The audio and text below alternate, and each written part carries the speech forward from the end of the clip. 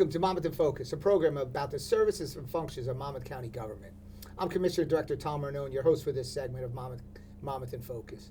Today, we are joined by County Commissioner Nick DiRocco, who serves as the liaison to the Monmouth County Fire Academy. Welcome, Nick. How are you? Great, Director. Thanks for having me. So I know we're here to talk about something that you're passionate about and one of your departments that you're liaison on, and how we've watched it grow there. And I credit you and everybody else that's part of that there. So I know that we have a fabulous, exceptional fire academy. Can you tell a little bit to the viewers on how that works with the municipalities and the structure? Sure, great. No, you're right. We do have an exceptional fire academy. And like most of our county programs that we know are superb and well-run and organized, it's because of the great leadership we have there. We've got tremendous supervisors and personnel at the top of the organization that do a great job managing the day in, day out of that great academy, and making sure, most importantly, that the fire service personnel that come in and out of that building leave with the skills, training, and education necessary to protect the public, and they do a tremendous job. Oh, they do it. Now, so what's like the requirements to get in there? So the requirements are basically, obviously you have to be 18 years and in good health, 18 years old and in good health, but also you have to be already aligned with the fire department, whether it's a volunteer or a career department. You've got to have someplace to go when you leave the academy. So I know that they offer a lot of courses, and a lot of people have the misconception that the academy is only for new firefighters. I don't think that's the case. No, that's not the case. You're right. I mean, the bread and butter of the fire academy is the Firefighter 1 and Firefighter 2 courses, which are, the general basic training courses that every firefighter needs, but there are a number of other training opportunities there. There's always advancements, as we know, in fire service in terms of equipment and training and apparatus, and so the Fire Academy offers training to ensure that all of our firefighters have the opportunity to go back for continuing education and learn all those new techniques and I know that there's roughly, I don't know if it's goes every year the same way, but traditionally there's at least 2 graduations every year. Right. And that's a good sign. That's a great sign. It's hard to get volunteers, as you know. We've talked about this many times in government service, whether it's first responder or planning boards or boards of adjustment. It's difficult these days to get people to volunteer. We've been lucky in the Fire Academy that we've got over 100 recruits every year that go through that program. It's usually 2, maybe 3 graduating classes, and we've been very fortunate to have good people and a good number of people come through. So I know that the firefighters around Monmouth County are very supportive of the commissioners, and and I credit you as the liaison there to making sure that they're getting the right equipment and tools to need. And it's expensive. It's expensive, but it's nothing for what it's worth. Yeah, no, you're right. And when I came on, this is my first term, right? I'm nearing the end of my first term, but when I came on and the opportunity to take on the Fire Academy as one of the entities underneath my purview, I jumped at the opportunity, and I appreciate you giving me the opportunity to do that because first responders are near and dear to our hearts. We've talked about it many times. People that, run into an emergency situation when others are running away from it, in my mind, they have a special place in heaven for someone like that.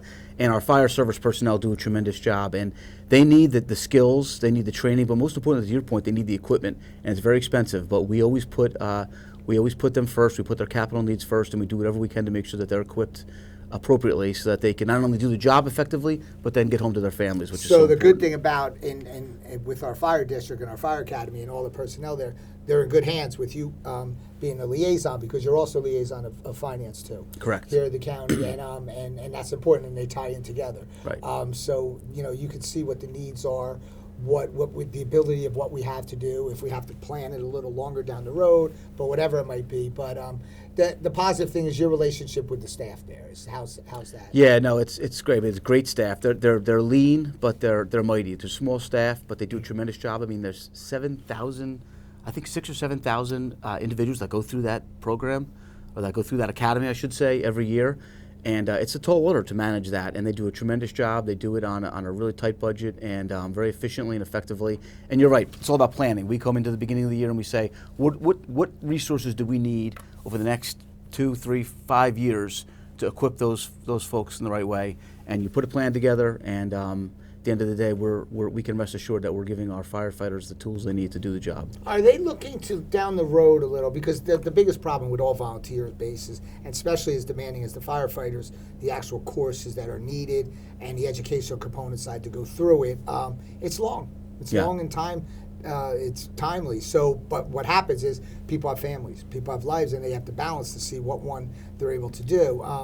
But is there any thought that of going into some sort of like youth program to teach some of the youth so that they get that interest, they get that passion, Yeah, that love? that's a great question. Maybe they come into when they get to at the 18, I think you said 18. 18, correct. 18, that they will make, think, hey, this is something I want to really. Yeah, that's a great question. Yeah, I mean, because you're right. The program, the entry level program is 250 hours, but there are multiple hours spent in additional continuing education to make sure that our firefighters are well equipped from a training perspective.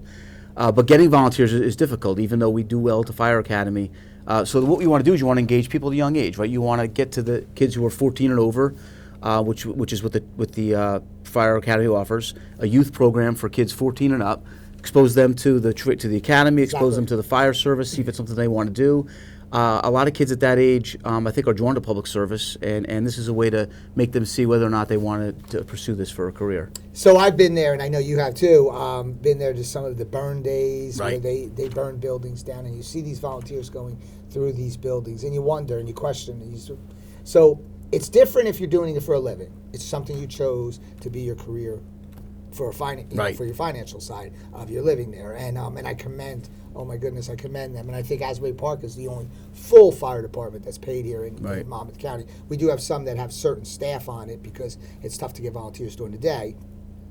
But if you think about all these volunteers that go through this and commit their life, their time, and then the safety side of it, leaving at night for their family, and it's because of a passion.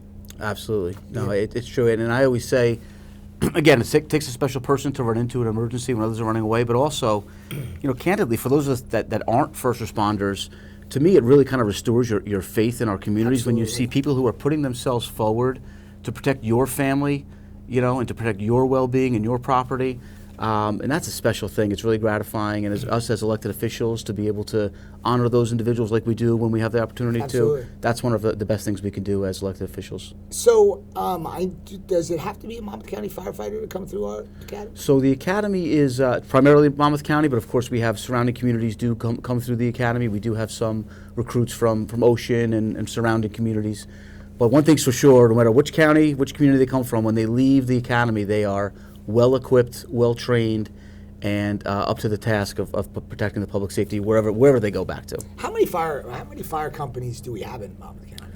So we've got well over 100 fire companies. 53 towns, but we've got well over 100 companies. Wow. It's bigger towns have multiple companies, 7,000 to 8,000 firefighters in total around the county.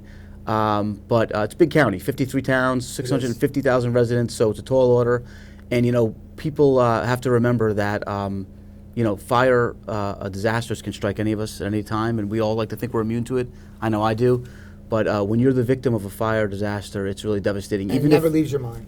Even if you're able to survive, to get out of it without physical harm, the mental component is really devastating. And so I credit our firefighters for putting themselves on the line every day. So how long is the courses when they go through? So the course lasts.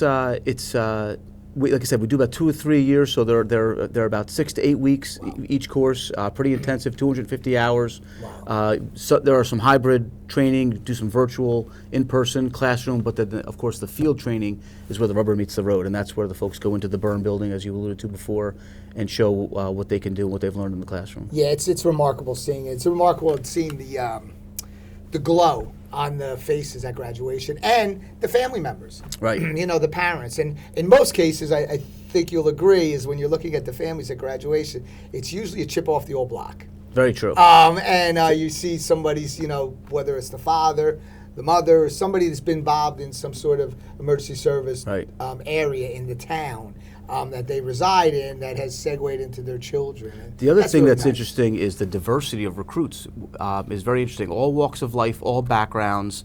It's not just young people drawn into it. You get people later in life who have a calling. People from all walks of life that are involved, and I love going to the graduations and seeing that diversity of people going into this service. It's really heartening. So when a young recruit would just like to talk to somebody, or I shouldn't say recruit, a young, I'm going to use the age, a 16-year-old or 17-year-old is thinking about it. Right. Obviously, he talks to people in his own town, but he would like to talk to some everybody on the county level. Right. Would that have the ability to do that? Yeah, well, we have a lot of resources available. I mean, first of all, if you look at our website, That's what I was gonna get we've to. got a really, on the county's main website, there's a fire safety section.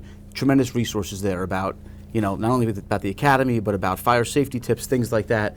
And I would urge folks who are interested to take a look at the website, poke around, see what interests you, and reach out to the academy. The individuals there are always willing to talk to anyone who wants to learn more about what goes on there. We all have known, and I'm sure every one of us know firemen throughout the county, and the one thing they are is passionate about their field. Absolutely. And thank God for that, because if they weren't, we wouldn't have the safety that we have here in Monmouth County. So, Nick, I want to thank you, and I want to commend you because I've been here 11 years, and I saw you come in and hit the ground running with your departments and your committees, and done a phenomenal job. Your personal side of experience has transcended to the county side, which has been like effortless. So well, thank you. I want to thank appreciate you, that. and the residents of Monmouth County would also, I'm sure, like to thank you too, because you're good leadership, and you're a good. You got your head on your shoulders where you're level-headed and you're calm and peaceful. Maybe something different than maybe I am. But with that being said, Thank you, it's great Director. to I have. appreciate that. It's great having you as my partner there, and looking forward to continuing our years of service here. Me too. Thank you for joining us on Monmouth in Focus. This was a segment on our Fire Academy. There's so much we have to offer here in Monmouth County. It's so special for us as commissioners to get the word out to the public and let them know the resources that they have there and where to get them. So thank you, and have a great day.